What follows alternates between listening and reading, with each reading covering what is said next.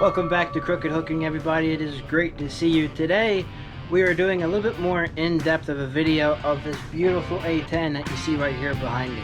Last video that we just did a prelude kind of teaser on what this airplane can do. This time we're going to go through the entire aircraft, all the specs, all the details, the armament on the airplane, and it's just going to be an incredible video, I think, for you guys. So if you have not already, you're brand new to the channel, go ahead and hit that subscribe button, drop a comment down below, smash that like, and let's get into this video. So I just wanted to go ahead and show you guys exactly what this A-10 is powered by.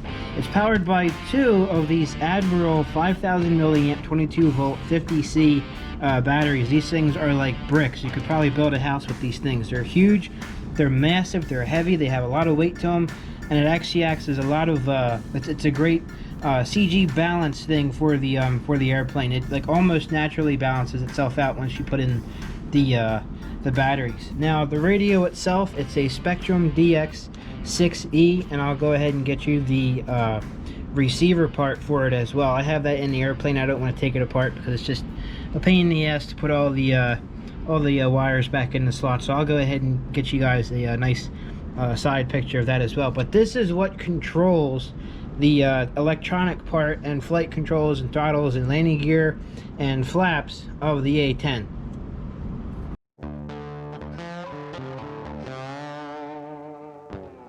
So this A-10 is actually really cool. It's a PNP, it's a Motion RC 80mm airplane, which is a 61.5 inch wide wingspan, and the wings from leading edge to trailing edge are about 2 feet wide. So this airplane can float really well. It can do aerobatics at low speeds. It's made really well, and it's just an all-around excellent flying airplane. Underneath of the fuselage, there's actually a few holes that I think actually have or are actually the reasoning for why when the airplane comes out of a dive, it sounds just like the whistle from the engines on the real A-10.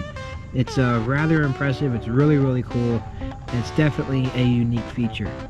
So one of the other cool things about this A-10 compared to other electric EDF jets is that each engine has 9 fan blades that are inside of it. Most EDF jets have about 4 to 6, depending on which model it is, which type of airplane that it is, and that definitely improves the climb rate.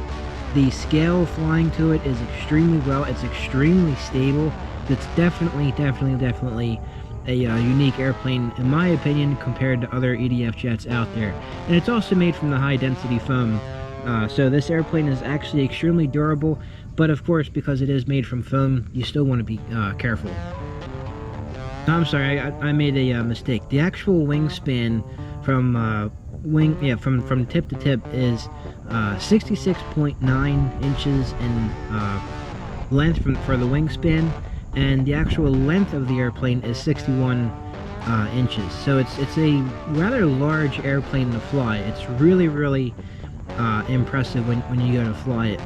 The flying weight on it, if you're using both of the 5000 milliamp batteries that I showed you earlier, it's about 201 ounces, so it's got some decent weight. And the power on it, it uses two 3530-1900 kV brushless outrunner motors, and it uses two 100 amp ESC EC5 connectors, and yeah, it's definitely a awesome airplane. Now the airplane also has the flap option as well, so you can set up your airplane to do different flap settings. You can have it where it's just full retracted or fully extended. I usually fly it with the airplane without the flaps in them. I found that if you fly at a low airspeed, when you come in to land, you really don't need the flaps. So it's a unique feature to have, but I just don't really use it. The landing gear is also extremely durable, and the nose wheel itself is actually on a spring strut. So if you go over some rather intense bumps, the nose landing gear and the main landing gear are going to cushion it pretty well. And the type of foam that the airplane is actually made out of, it's a high density EPO foam.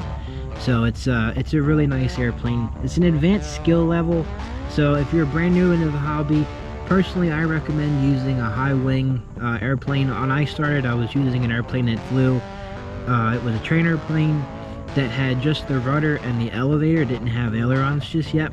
And as I worked my way up, I've gone through a couple of other planes. I've been flying now for about 9-10 years or so. So it's I've been out there for a little while now. So I finally decided I'm gonna go all out and get the A-10 that everybody loves. So it's definitely an advanced skill level. So definitely kind of know what you're doing before you spend all the money that you're going to put down for this airplane. And the build time actually really isn't that long. It's about an hour if you really put all your time and attention to this airplane. But it took me a couple of weeks because I really extended it out. So yeah, it's just take your time with it, build it right, and it'll fly right. The receiver that I use, I got everything off of Motion RC. When I first bought everything, I used the Admiral BS-MX compatible satellite receiver. It has the diversity antenna. So, and then I also, like I said, I used the Spectrum 6-channel radio. It is a 6-channel airplane, so it's pretty good. It's not too bad at all. The best part about this airplane is you can do any maneuver at full speed, at low speeds, and the airplane will still handle.